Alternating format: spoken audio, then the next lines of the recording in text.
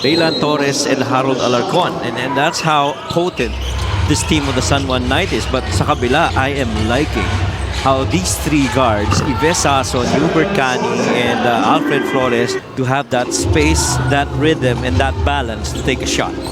Taas ang respeto nila para dito kay Chito Jaime. Hubert, classic three for Hubert Cani, gets the first basket. You're liking that rhythm, no?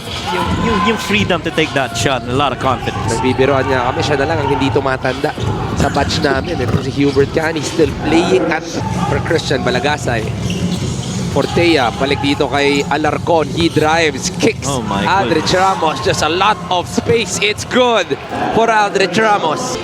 Really double drag Watch out for Jaime. for Hubert. Who continues to attack Hubert. Nice. That beautiful up and under move for Hubert Cani. Short for Ibasazon. Harold to Raylan. No look pass my. going to Mike Calizan. We've got a couple of highlights already to start the ball game. Alfred, labas kay Ibasazon, drives baseline.